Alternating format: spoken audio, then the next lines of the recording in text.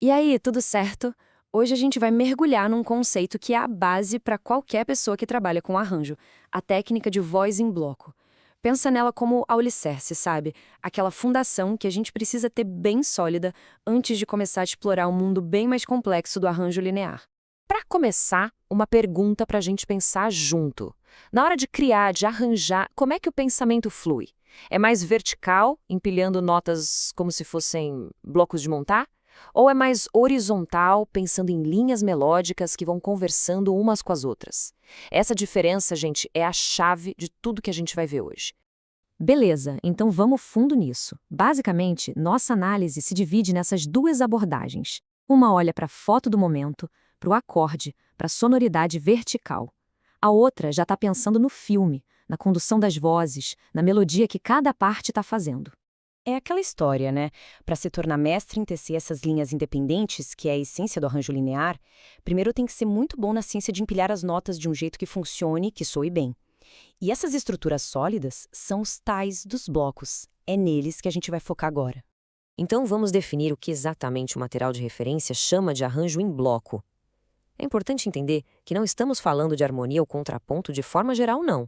É um procedimento bem específico mesmo. A sacada é essa. Arranjo em bloco é basicamente o jeito sistemático de distribuir as notas de um acorde. O foco total está na sonoridade vertical, naquela foto sonora de cada instante. Como as notas estão empilhadas, é isso que importa aqui. Mas tá, por que essa insistência toda nos blocos, né? Porque, gente, entender essa construção vertical é o que vai garantir que os acordes soem limpos, definidos, é o que dá a base.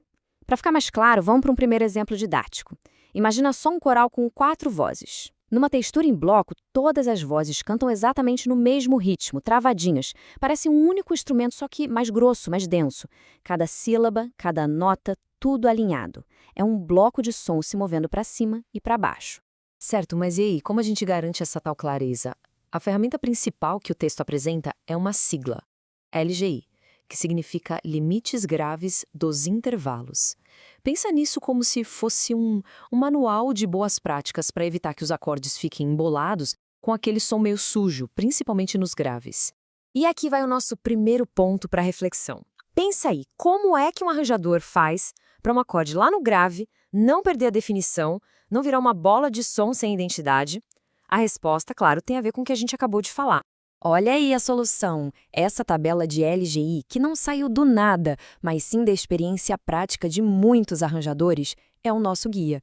Ela mostra qual é a nota mais grave que um certo intervalo pode ter antes de começar a soar confuso, ou até mesmo parecer um outro intervalo completamente diferente. E para usar isso na prática, é super direto. A gente olha as duas notas mais graves do bloco de acordes, vê qual intervalo elas formam e confere na tabela se está tudo ok, se não está baixo demais. Ah, e tem um detalhe. Se a nota mais grave que está escrita ali não for a fundamental do acorde, não tem problema. A gente só imagina a fundamental lá embaixo para poder checar todos os intervalos a partir dela. Simples assim. Agora vem a parte mais legal.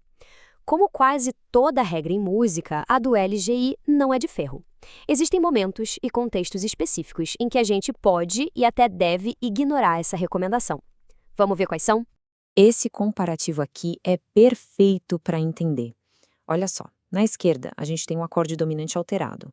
Mesmo com aquele intervalo de quinta diminuta ali embaixo, meio que violando a regra, ele não estraga a função do acorde. Então tá tudo bem, é uma violação, digamos, aceitável. Agora olha o da direita. Ali a história é outra, os intervalos estão tão graves que o acorde fica ambíguo, perde a clareza, a gente nem sabe direito o que está ouvindo. Isso nos leva direto ao nosso segundo ponto de reflexão. Afinal, quando é que pode quebrar a regra do LGI? A resposta está na função do acorde. Se a violação não atrapalha o que o acorde precisa fazer na harmonia e não deixa o som todo embolado, está liberado. Isso acontece muito em acordes dominantes com tensões alteradas, que já têm uma sonoridade mais tensa por natureza. E agora, para a gente sentir bem a diferença, vamos voltar para o nosso exemplo didático do coral. Lembra dele? Agora, em vez de todo mundo cantar junto, travado, cada voz vai ter sua própria melodia, seu próprio ritmo.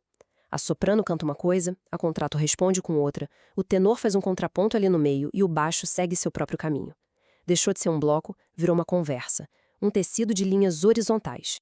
E essa imagem de uma conversa entre as vozes é a ponte perfeita para o nosso próximo passo.